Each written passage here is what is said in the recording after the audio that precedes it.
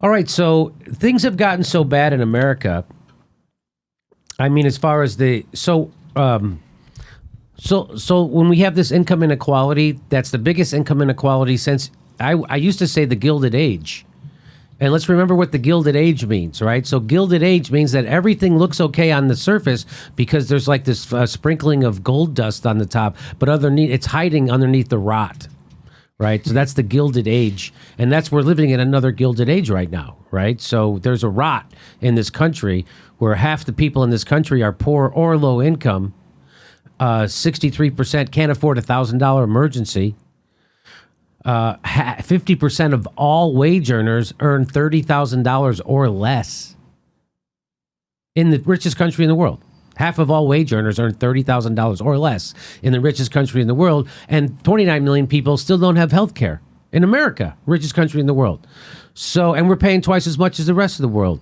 So I often ask people, what do you call that? What do you call a system that takes the richest people, that the richest country that the face of the earth has ever seen, and renders half its country, half its population, poor or low income? What do you call that? You call that a failed system. And so a lot of people now are wanting to tinker with our capitalistic system a lot more than we did before. So remember what FDR, he didn't say he brought socialism to America. What FDR did was he claimed he saved capitalism, right? Because capitalism failed. It had failed, and it fails often, and it's failing right now. And so you have to keep in mind that the reason why Mark Zuckerberg and Jeff Bezos and Warren Buffett and the guy from Microsoft, Bill Gates, while they're all allowed to accumulate more money than you can't even imagine in your brain how much money they have, it's because of political decisions. That's not because of capitalism per se. It's because of politics.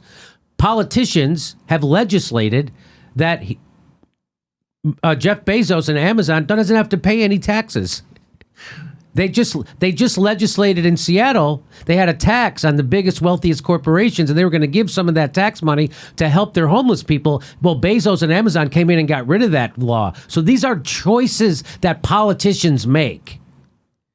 So you have to understand, this isn't just because of capitalism. This is because of choices that politicians make inside our economic system, which is a mixed system of capitalism and socialism. So, and it's gotten so bad. It's gotten so bad that even guys like Tucker Carlson are noticing and calling out the oligarchs. Jeff Bezos, richest man in the world. Jeff Bezos could, and you can end homelessness in the United States. You know how much it would cost to end homelessness? $20 billion. That's it. Jeff Bezos has already this year made $40 billion. Billion this year. So he could end homelessness twice with the money he's made this year, and he would still have $100 billion left over.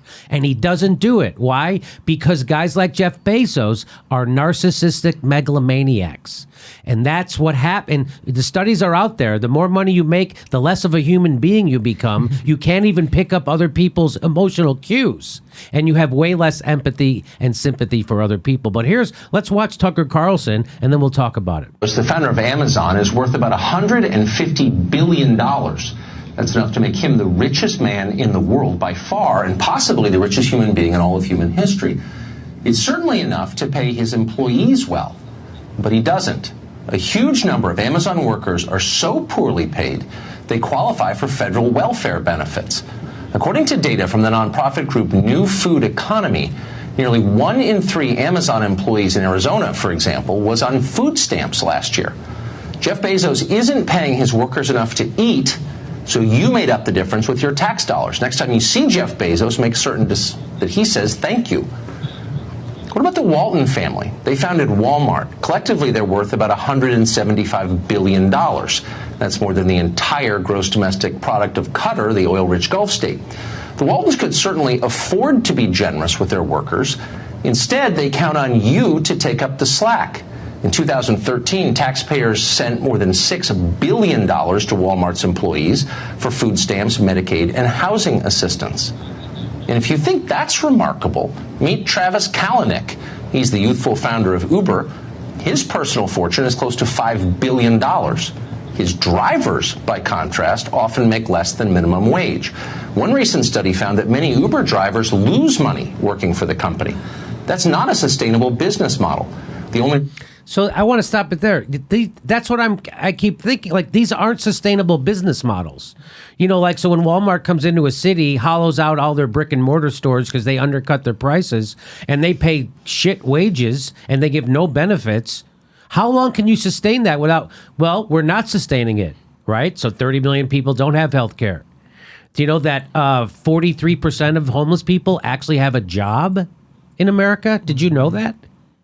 Yes. 43% of homeless people actually have a job. So this is unsustainable. And that's exactly what he said. So at some point, we have to, people go, well, go to college and work harder and work hard. So at some point, it's not an individual problem. This is a collective problem. When 63% of the country can't afford a $1,000 emergency, that's not because of individual decisions and somebody's lazy or somebody didn't pay attention in school or somebody doesn't want to work. That's almost 6, 7 out of 10 in your country are poor. That's a systemic failure. And so we have to address it as a community. We have to address it as a culture because these are unsustainable economic ideas.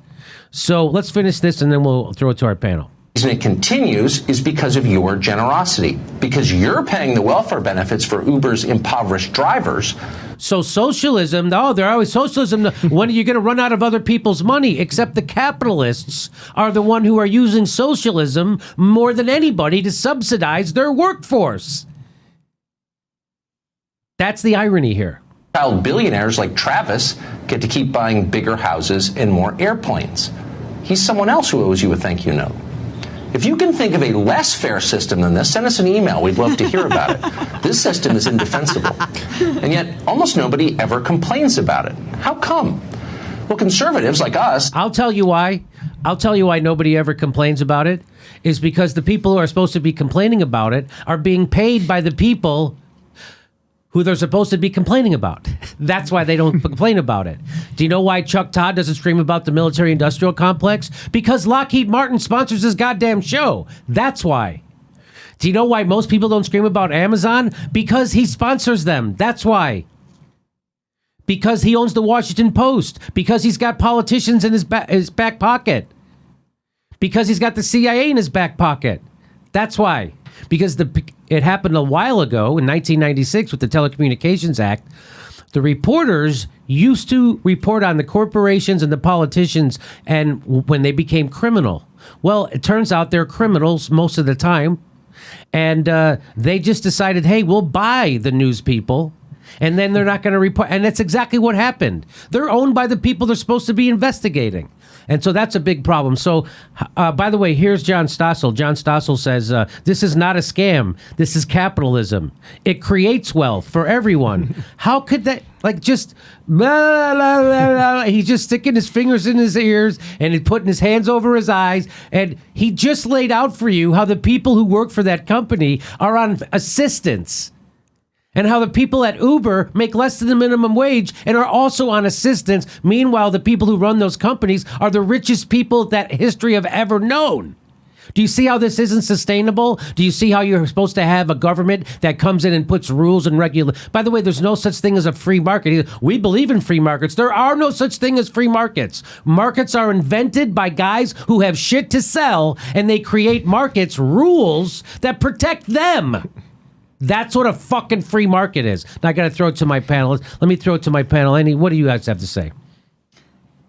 Oh, I mean, there's so much to say about Bezos and Amazon. I mean, the funny thing about John Stossel is can't really trust anything he says. He actually just made a video about Abby a few weeks ago, and then within a couple of days, he had to delete it and retract all his statements in the video. I saw that, He actually said Telesur can murder people. He said Fox News is way less dangerous. No, Alex Jones is less dangerous than Telesur because Telesur can have people murdered. Wow. Just total libelous hack right there.